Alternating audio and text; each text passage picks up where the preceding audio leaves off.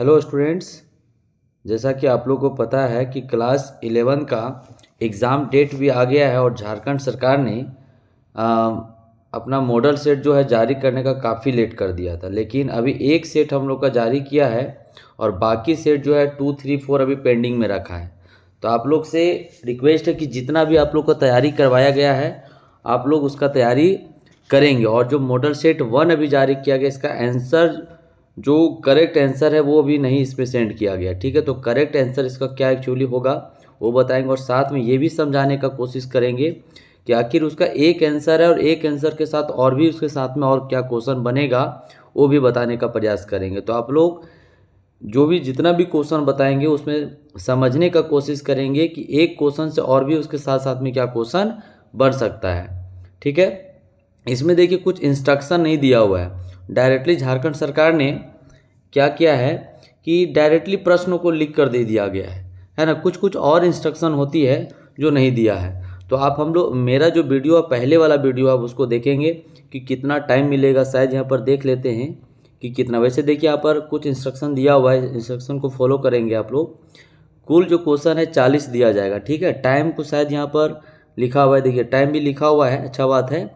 एक मतलब टोटल जो सभी प्रश्न अनिवार्य हैं, प्रत्येक प्रश्न का 1 अंक होगा, यानी टोटल जो मार्क्स होगा 40 नंबर का होगा। ठीक है, लेकिन एक इंस्ट्रक्शन इसमें नहीं दिया गया जो पहले वाला वीडियो में हम बता चुके हैं और ये इंस्ट्रक्शन को जानना जरूरी है। ठीक है, इंस्ट्रक्शन ये है कि सबसे प्लस बात इसमें है कि माइनस मार्किंग नहीं है। ठीक है, माइनस मार्किंग का मतलब होता है कि जैसे कोई बच्चे कॉम्पिटिटिव का एग्ज़ाम देते हैं तो उसमें यदि आप 2 क्वेश्चन को गलत करते हैं तो आपका है, अगर 2 क्वेश्चन या 3 क्वेश्चन को गलत करते तो आपको 1 माइनस मार्किंग वहाँ पर कट जाएगा, यानी आप जो करेक्ट भी किए होंगे वो भी कट जाता है। ये माइनस मार्क्स का मतलब होता है। ठीक है, तो यहाँ पर मेरा ये समझाने का मतलब हो रहा है कि आप एक भी प्रश्न छोड़ कर नहीं आएंगे। ठीक है, यदि आपको आता है उसको भी करेक्ट करके आएंगे और जो नहीं भी आता है उसको भी आप टिक करके आएंगे। ठीक है, तो यहाँ पर कोई माइनस मार्क्स नहीं है, आप पूरा का पूरा 40 का 40 प्रश्न जो है सॉल्व करके आएंगे स्टूडेंट। ठीक है, तो चलिए हम लोग थोड़ा सा डिले से आपका वीडियो जा रहा है, बट क्या है कि जो भी आप बताएंगे सारा का सारा जो क्वेश्चन है वो परफेक्ट होगा, सही होगा और उसमें कुछ बेसिक चीज़ को भी बताएंगे कि आखिर इसका आंसर जो है कैसे हुआ है, क्यों हुआ है, वो भी समझाने का कोशिश करेंगे। ठीक है, इंस्ट्रक्शन को आप लोग देख लीजिए। चलिए क्वेश्चन नंबर 1 कह रहा है कि पुष्प पालन के जन्मदाता यानी the father of book keeping. देखिए यहाँ पर क्वेश्चन कितना बनता है। यहाँ पर क्वेश्चन सिर्फ ये नहीं समझना कि फादर ऑफ बुकिंग, वहाँ पर क्वेश्चन में क्या चेंज कर देगा, the father of accounting, the father of double interest system. देखिए यहाँ पर कितना प्रश्न बन गया। एक सिर्फ नहीं जानना है कि the father of book keeping, नहीं, फादर ऑफ बुक जो कीपिंग है इसका तो आप लोग को बताए हैं कौन है, लूकास पेसियोली। बट यदि यहाँ पर यही प्रश्न को चेंज कर दिया जाता, the father of accounting, the father of double interest system, आपको पढ़ाया गया डबल इंटरेस्ट है, तो डबल इंटरेस्ट सिस्टम का आखिर किसने दिया। ठीक है, तो लूकास पेसियोली ने दिया। तो तीनों प्रश्न का जो आंसर होगा एक ही होगा। ठीक है, तो ऑप्शन नंबर यहाँ पर देखेंगे, ऑप्शन नंबर कौन है, डी। ठीक है, तो देखिए वीडियो जो है लॉन्ग हो सकता है, लॉन्ग होने का कारण आप फर्स्ट ही प्रश्न में आप समझ गए होंगे कि आखिर हम किस तरह बताने का कोशिश करें। अगर आंसर इसका देना रहेगा तो फटाफट ABCD करके आंसर आप लोग को दे दिया जाएगा, बट उसका कोई फ़ायदा आपको नज़र में नहीं आएगा। क्यों? क्योंकि आप तो आंसर जान लेंगे लेकिन उसका मतलब क्या है वो नहीं समझ पाएंगे। क्या ऐसा गारंटी थोड़ी है कि यही क्वेश्चन प्रश्न आ जाएगा, ऐसा नहीं है। ठीक है, तो बेसिक चीज़ का समझने का प्रयास करेंगे। चलिए नेक्स्ट क्वेश्चन की ओर चलते हैं।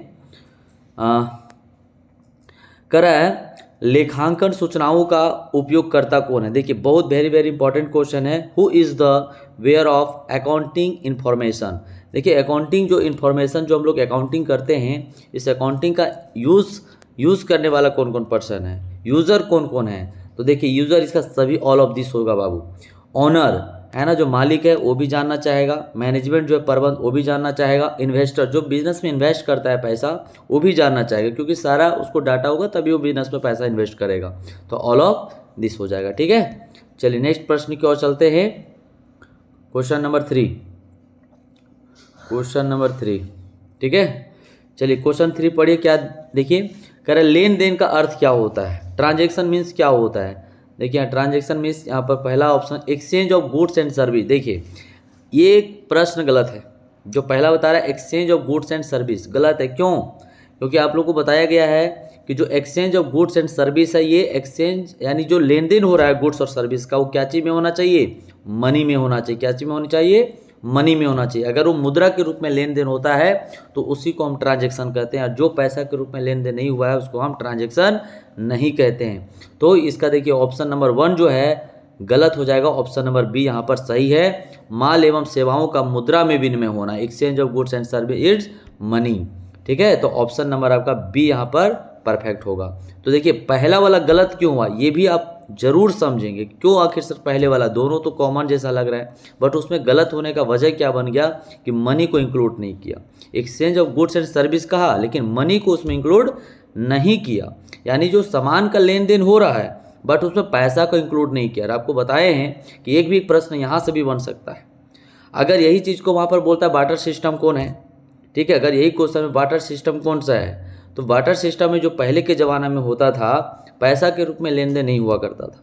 पहले के ज़माना में सामान के बदले में सामान दिया जाता था, तो उसको हम लोग क्या कहते थे? बार्टर सिस्टम कहते थे। बट यहाँ पर मनी की बात कर रहा है, ट्रांजेक्शन के बारे में बात कर रहा है, तो ट्रांजेक्शन में क्या होना चाहिए? मनी का जो है इन्वॉल्व होनी चाहिए। ठीक है, तो यहाँ पर जो प्रश्न नंबर जो इसका क्वेश्चन नंबर 3 का आंसर कौन हो जाएगा? ऑप्शन नंबर बी हो जाएगा। ठीक है, चलिए क्वेश्चन नंबर 4 की ओर चलते हैं। इनटैंजिबल एसेट, देखिए इसको कितना बार आप लोग को क्लास में रटाया गया है, टैंजिबल और इनटैंजिबल एसेट। टैंजिबल में कौन कौन आ जाता है? Land, building, plant, machinery, it's called क्या है? ये टैंजिबल एसेट्स है। बट इनटैंजिबल एसेट का मीनिंग क्या बताया गया था? जिसको हम टच नहीं कर सकते, ठीक है, सिर्फ महसूस कर सकते, फील कर सकते, this is the intangible assets. तो उसमें से देखिए कौन सा है? गुडविल, याद है ना? Goodwill, this is the intangible asset. But land, building, plant, machinery सब क्या है? Tangible asset. हमारा ऑप्शन कौन हो जाएगा? ए हो जाएगा। अच्छा, इसमें इनटैंजिबल एसेट के जगह गुडविल के जगह और कुछ डाल देता, क्या डाल सकता था? जैसे कौन कौन होता है इंटैंजिबल एसेट में, थोड़ा सा आप गौर कर लेंगे, क्योंकि ऐसा नहीं है कि यही प्रश्न आएगा, जी नहीं, वहाँ पर प्रश्न में चेंज कर दिया जा सकता है। गुडविल की जगह और क्या हो सकता है? पैटेंट, कॉपीराइट, ट्रेडमार्क, ये सब क्या है? इनटैंजिबल एसेट्स है। ठीक है, तो क्या क्या है? Goodwill, patent, trademark, copyright, computer software, this is the intangible assets. Question number 5,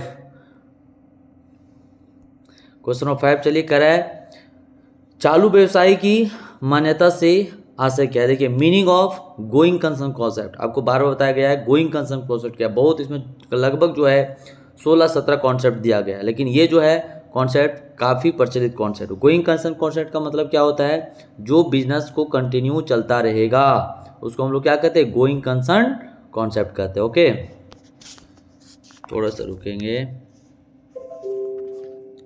क्या हो गया जी? 1 सेकेंड रुकेंगे स्टूडेंट्स, 1 सेकेंड। चलिए ठीक है, तो क्या बता रहा है इसमें? देखिए समझेंगे। क्वेश्चन नंबर 5 था, है ना, meaning of concept of going concern concept. इसमें क्या बताएगा?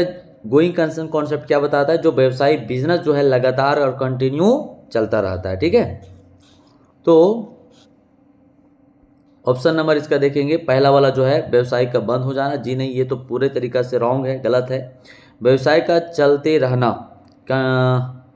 व्यवसाय का चलते रहना, ये ऑप्शन नंबर आपका बी हो जाएगा। ठीक है, ओके, नंबर 6 चलेंगे। करें as per dual aspect concept, यानी ड्यू है द्विपक्षीय कौन है? तो देखिए द्विपक्षीय में जो है कौन सा यहाँ पर परफेक्ट बता रहा था? देखिए आपको फार्मूला बताया गया है कि कौन सा परफेक्ट है आपका, asset equal to capital plus liability, है ना। देखिए ये आपका परफेक्ट यहाँ पर होगा, कैपिटल और लायबिलिटी को जोड़ देंगे तो क्या निकल के आएगा? एसेट्स निकल के आएगा, ये आपका परफेक्ट है। ठीक है, but asset equal to capital में माइनस कर देंगे लायबिलिटी, कभी नहीं हो सकता है बाबू। यानी सारा का सारा जितना भी सिचुएशन बनाया गया पूरा का पूरा रॉन्ग है। एसेट इक्वल टू क्या होगा? कैपिटल और लायबिलिटी को दोनों को जोड़ देंगे तो क्या निकल जाएगा?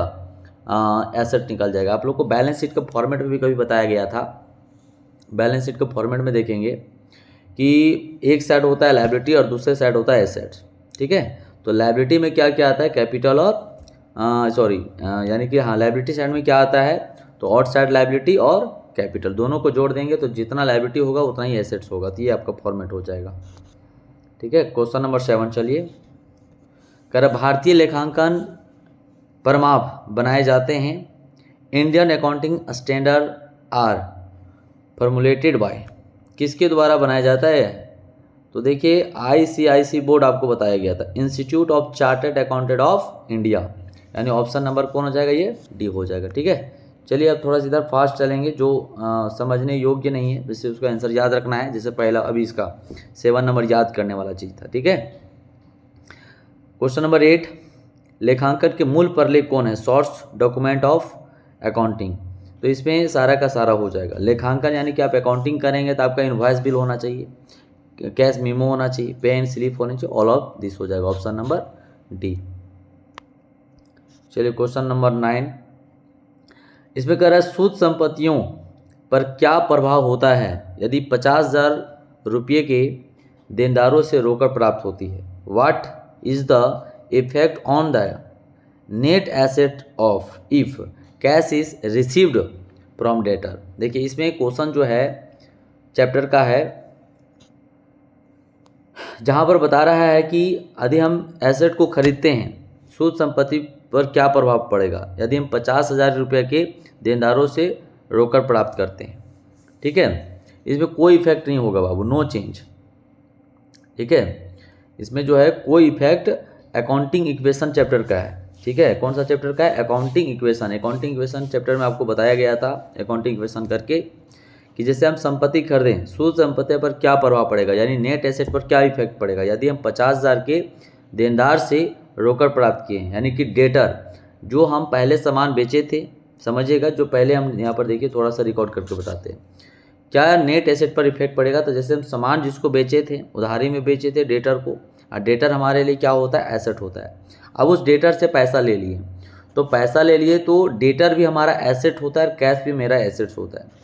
तो कहीं ना कहीं क्या हुआ कि डेटर मेरा का नाम जो था उस व्यक्ति का नाम डेटर कैंसिल हो गया और उसके बदले में कैश आ गया, तो हमारे एसेट पे कोई इफेक्ट नहीं हुआ।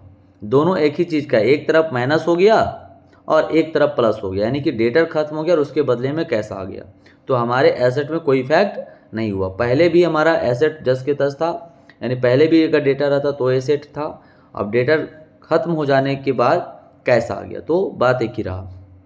चलिए आप समझ रहे होंगे क्या हम बोल रहे हैं। ठीक है, यदि आप पढ़े होंगे, चैप्टर पढ़े होंगे तो पूर्ण रूप से समझ में आएगा, और चैप्टर नहीं पढ़े होंगे, क्लास 11 नहीं क्लास किए होंगे तो आपको डाउट होगा और दिक्कत होगा। ठीक है, फिर भी समझने की कोशिश करेंगे और याद करेंगे, क्योंकि क्लास 11 आपके लिए बहुत इंपॉर्टेंट है, पास करना जरूरी है। और यदि अभी तक आप लोग क्लास 11 नहीं किए हैं तो आप सभी से रिक्वेस्ट है कि क्लास 11 का प्रिपरेशन, जो भी अभी वक्त आपके पास बचा है, क्लास 11 का प्रिपरेशन कर लीजिए। हमारे इस चैनल पे ऋषि कॉमर्स एकेडमी के चैनल पर जितना भी पिछले सालों का मॉडल सेट है और भी प्रैक्टिस जो टेस्ट सीरीज चलता है उसका भी दिया गया है सॉल्यूशन। आप जाएंगे ऋषि कॉमर्स एकेडमी का यूट्यूब पर सर्च करेंगे, जो प्ले लिस्ट आएगा क्लास 11 वाला सारा, वहाँ पर वीडियो को देख लेंगे।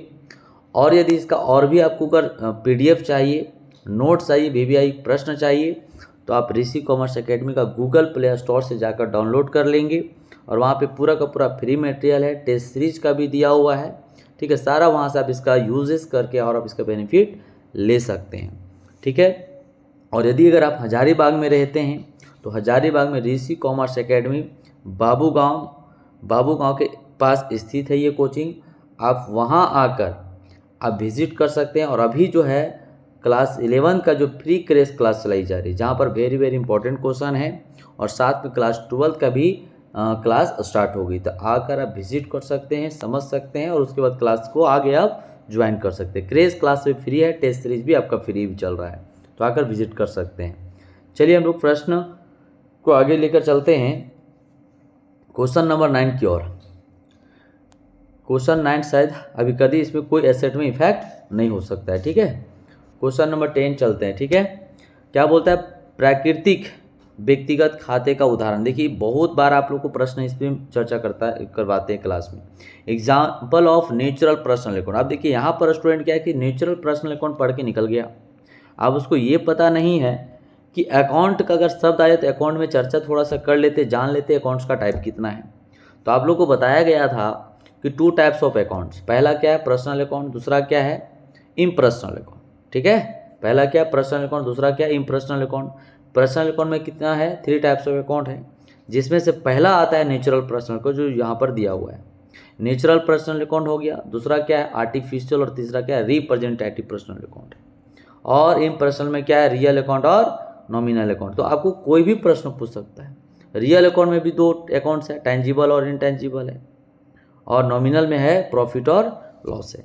तो पूरा का पूरा एक्सप्लेन करके चीज़ें को जानेंगे, क्योंकि प्रश्न जो है कोई ज़रूरी नहीं है कि यहीं से पूछ देगा आपका, बट यहाँ पर नेचुरल पर्सनल अकाउंट पूछा है बाबू। तो नेचुरल पर्सनल अकाउंट यानी कि जो पहला वाला पूछा है तो उसमें कौन सा आता है ड्राइंग अकाउंट? जी नहीं, ड्राइंग किस में चल जाएगा? तो याद रखना रिप्रेजेंटेटिव पर्सनल अकाउंट में चला जाएगा। ठीक है, तो यहाँ पर जो है और आउटस्टैंडिंग भी चला जाएगा, आउटस्टैंडिंग सैलरी वहाँ पर चला जाएगा। ठीक है, तो यहाँ पर जो है कैपिटल अकाउंट जो है ये आपका capital account natural personal account में चला जाएगा, और आर्टिफिशियल में आपका चला जाएगा कौन? कंपनी का अकाउंट चला जाएगा, याद रखिएगा। चलिए और आगे चलते हैं हम लोग।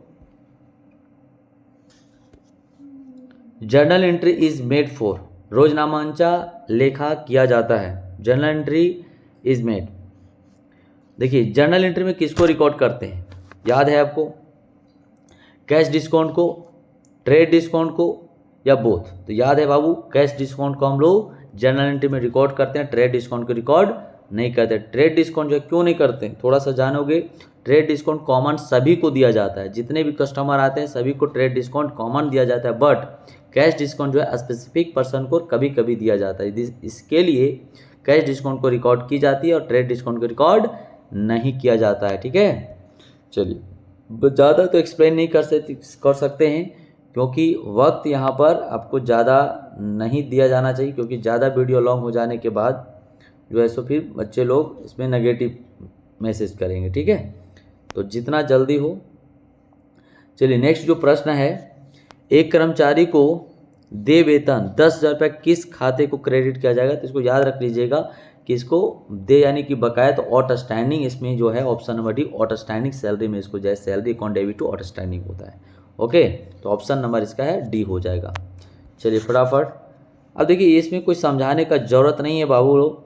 How many columns in ledger form? ठीक है, खाते भाई जो बनाते हैं, अब लेजर बनाते हैं उसमें कितना कॉलम याद रखिए। तो पहला कॉलम का नाम क्या है? डेट। दूसरा का नाम क्या है? पार्टिकुलर। फिर क्या नाम है?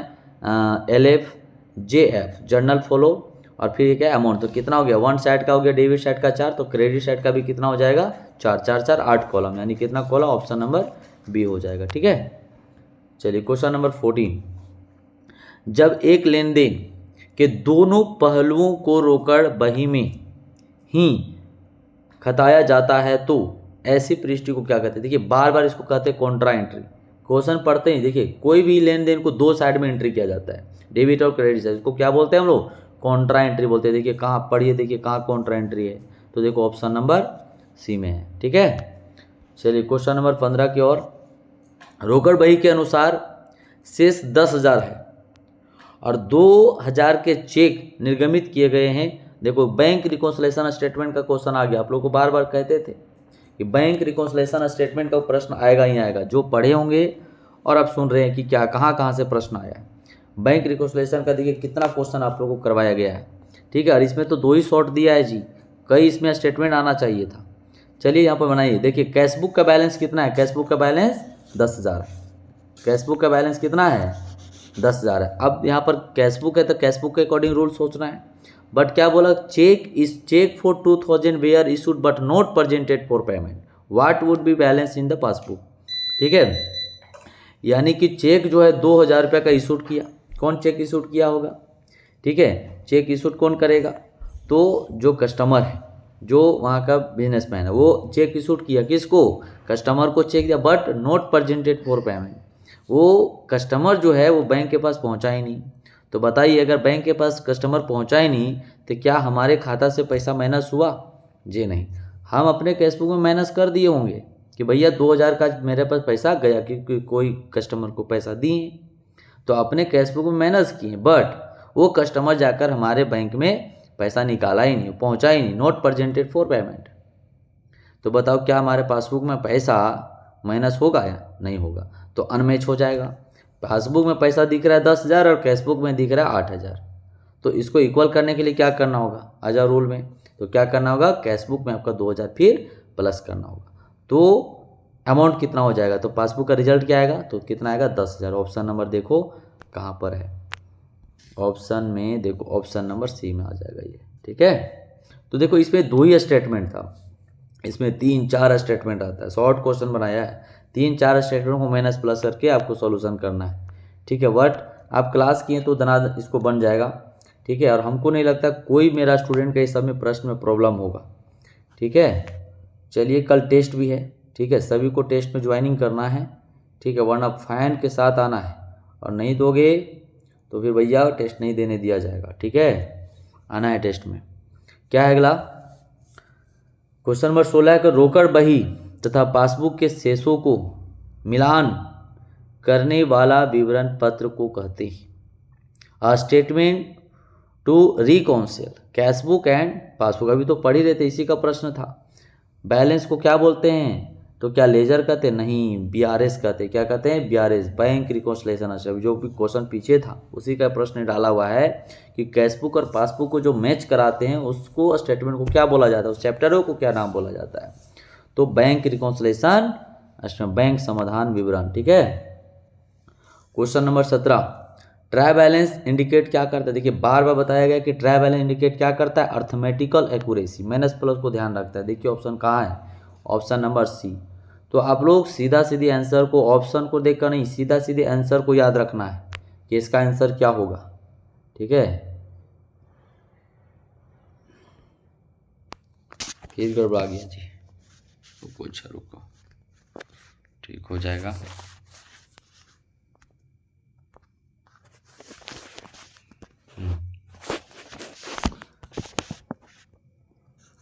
चलिए क्वेश्चन नंबर 18।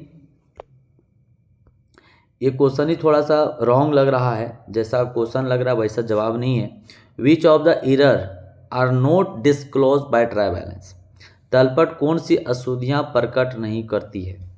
तो देखिए तलपट जो है इसमें एबे नहीं करता। ट्राई बैलेंस जो है अर्थमेटिकल एक्यूरेसी को इंडिकेट करता है, लेकिन बता रहे कौन इंडिकेट नहीं करता है? तो ये सब कोई नहीं है, यानी ऑल ऑफ दिस होना, ये ऑल ऑफ दिस हो जाएगा, लेकिन ऑल ऑफ दिस का यहाँ जो है ऑप्शन नहीं दिया हुआ है। ठीक है, तो इसका एक तरह से इनकरेक्ट क्वेश्चन बोल सकते हैं। क्वेश्चन के हिसाब से डी एक ऑप्शन होना चाहिए था।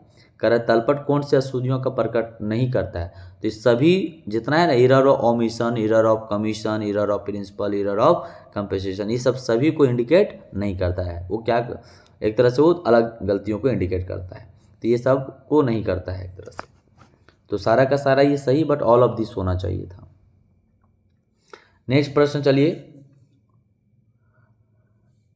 कर प्रत्युत सर्जन से आशय को अपलिखित करने से है। इंग्लिश में पढ़िए। Amortisation refers to return of. Amortisation का मतलब होता है एक तरह से जब गुडविल का वैल्यू घटता है तो उसको बोलते हैं अमोटाइजेशन बोलते हैं, और जब जो एसेट का वैल्यू घटता है तो उसको बोलते हैं डेप्रिसिएशन। तो यहाँ पर हो जाएगा अमोटाइजेशन है, तो कौन हो जाएगा भैया? डी ऑप्शन हो जाएगा, गुडविल हो जाएगा। क्वेश्चन नंबर 20, कर एक मशीन का क्रय मूल्य कितना है? 1,10,000। इसको तो दंड में बना दो, है ना। 1,10,000 कॉस्ट एसेट है, 1,10,000। देखो सॉल्यूशन, एक सेकेंड रुकिए, सॉल्यूशन करके बताते हैं। कॉस्ट ऑफ एसेट कितना है जी? कॉस्ट है 1,10,000। स्क्रैप वैल्यू 10,000 है। लाइफ ऑफ ईयर कितना है? देखिए 10 साल है। ठीक है, तो इसमें जो है 1,10 में माइनस करिएगा, बचेगा कितना? 1,00,000। 1,00,000 में 10 से भागा लगा देंगे तो कितना आ गया? 10,000। ये क्या आ गया आपका? Depreciation value. देखो ऑप्शन कहाँ पे है? ऑप्शन देखिए, ऑप्शन नंबर बी। ठीक है, नेक्स्ट जो प्रश्न है 21, इसको अकाउंटिंग स्टैंडर्ड कितना है जी बताइए? Depreciation is coming under. ह्रास आता है, किसके अंदर आता है? ह्रास।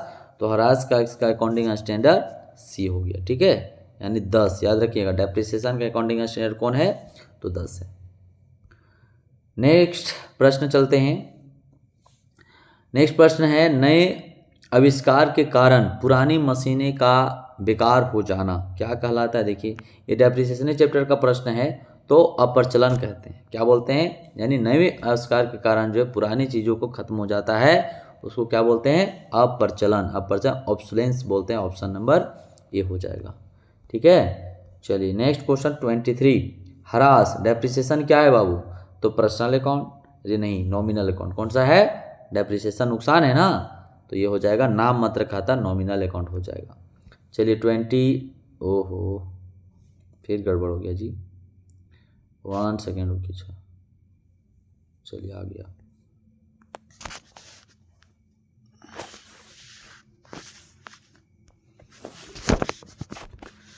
नेक्स्ट प्रश्न चलिए 23 हो गया। 24, कौन से संचय को मुफ्त संचय के रूप में भी जानते हैं? Which reserve is also known as free reserve. तो याद रखना इसका ऑप्शन नंबर 1 हो जाएगा, जनरल रिजर्व हो जाएगा। ठीक है, 25,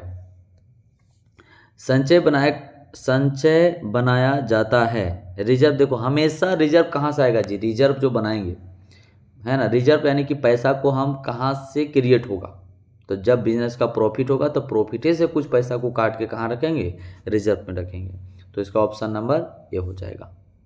ठीक है, 26, देखो इसमें बहुत सिंपल है, जर्नल एंट्री बनाना है। गुड सोल्ड किए जेड को, कितना का सामान बेचे? 650 रुपये का बेचे। अब समझना, बट क्या हुआ? Was inter in his account, उसके अकाउंट में रिकॉर्ड कितना का किया गया? 500 का किया गया। अब सोचिए, तो कह रहा है कि no Z will be debited by, बताइए जेड के खाता में कितना से डेबिट किया जाएगा? तो कितना? 600 का सामान बेचे बाबू, 600 का सामान बेचे, रिकॉर्ड कितना? नहीं 650, सॉरी 650 का सामान बेचे, रिकॉर्ड किए 500 का। तो 150 का हम क्या किए? नहीं कर पाए रिकॉर्ड।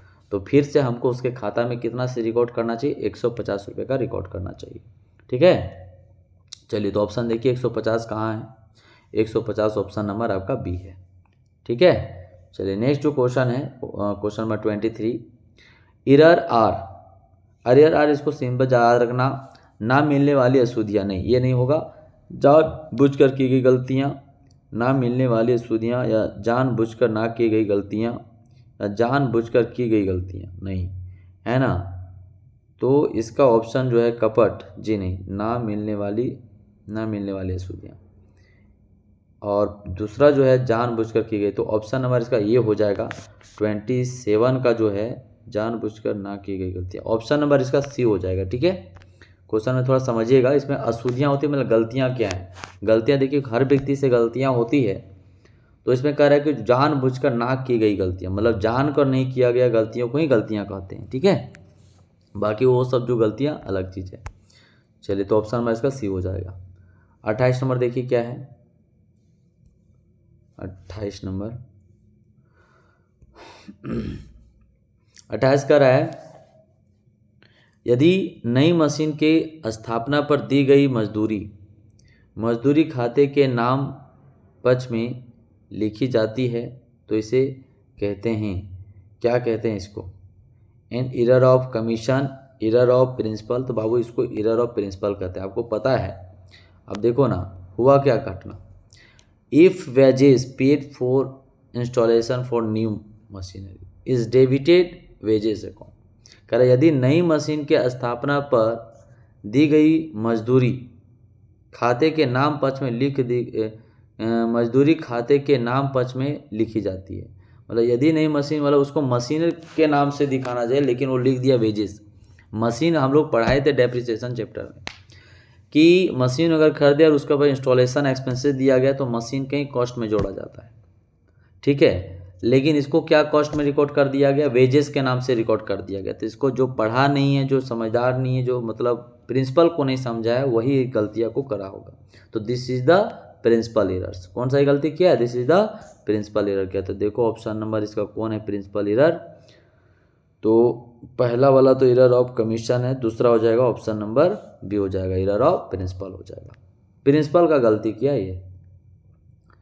नेक्स्ट जो प्रश्न है, कर वेतन और मजदूरी के डेबिट किया जाता है, यानी सैलरी एंड वेजेस। देखो अब अगर यहाँ पर दो प्रश्न बनता है, सैलरी एंड वेजेस लिखा तब चल जाएगा प्रॉफिट लॉस अकाउंट में, ऑप्शन नंबर बी। और यही यदि उल्टा रहता, वेजेस एंड सैलरी रहता तब चल जाता ट्रेडिंग अकाउंट में। याद रखना, अगर वेजेस एंड सैलरी रहता तो चला जाता ट्रेडिंग अकाउंट में। ठीक है, तो चलिए 29 हो गया। 29 के बाद 30 की ओर चलते हैं। 30 क्या बता रहा है? एक तिथि विशेष पर सभी संपत्तियां व दायित्वों का सारांश क्या है?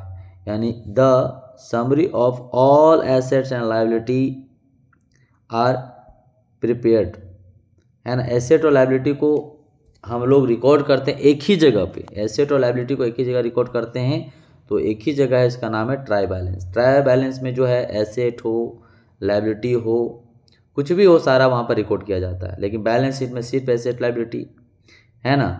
और ट्रेडिंग अकाउंट में स्पेसिफिक चीज़ों को और बैलेंस शीट में भी स्पेसिफिक चीज़ों को, तो यहाँ पे सारा एक ही तिथि विशेष पर सभी संपत्तियों का रिकॉर्ड किया जाता है। लायबिलिटी का तो हो जाएगा आपका ट्राई बैलेंस हो जाएगा। ठीक है, चलिए नेक्स्ट जो प्रश्न है, थोड़ा सा एक बार इसमें हम लोग चीज़ को देख लेते हैं, हमको डाउट क्रिएट कर रहा है।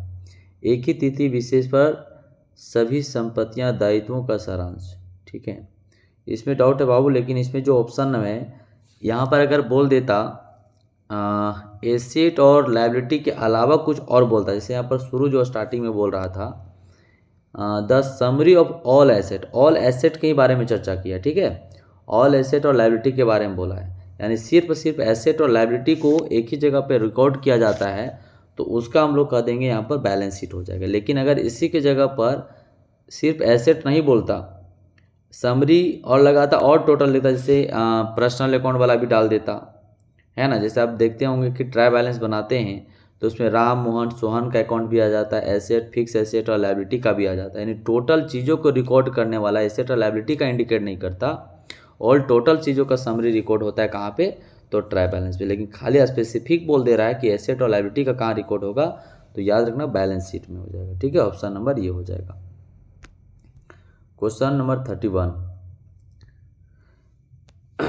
The purpose of financial statement is ascertain, यानी वित्तीय विवरण का उद्देश्य क्या होता है? तो वित्तीय विवरण का उद्देश्य होता है प्रॉफिट लॉस, फिनेंशियल पोजीशन, वो तो दोनों हो जाएगा यहाँ पर, ऑप्शन नंबर सी हो जाएगा। चलिए 32, excess of assets over liability इस क्या होगा? यानी एक्सेस एसेट होगा लायबिलिटी से, तो क्या हो जाएगा? कैपिटल हो जाएगा। ऑप्शन नंबर 32 का ये हो जाएगा।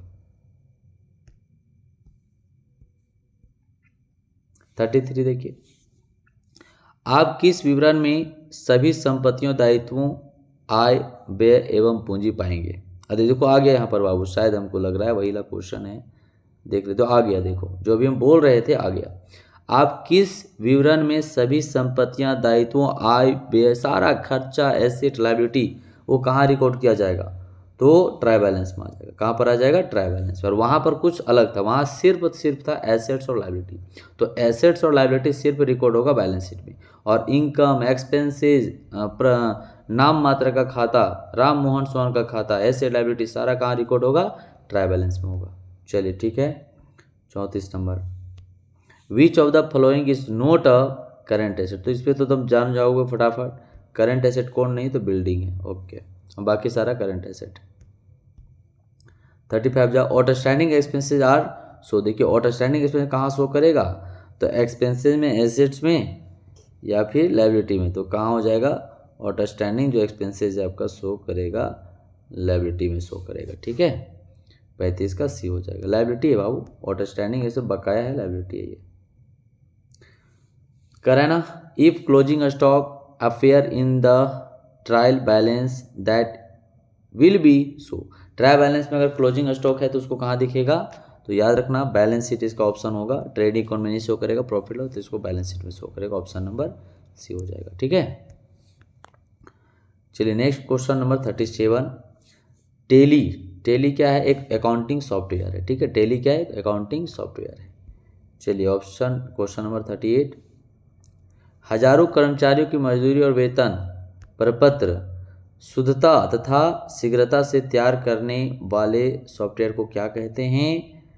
तो वेतन लेखांकन, क्या कहते हैं, वेतन लेखांकन। Option number payroll accounting. Okay ठीक है।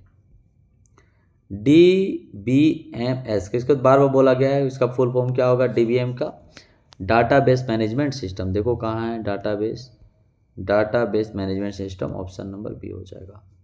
चलिए लास्ट जो प्रश्न है, कौन से 2 अंक बाइनरी पद्धति में उपयोग होते हैं, which of the following 2 digit are show in binary system. तो 0 और 1, 0 और 1 जो है बाइनरी सिस्टम का वर्ड है, नंबर है, डिजिट है।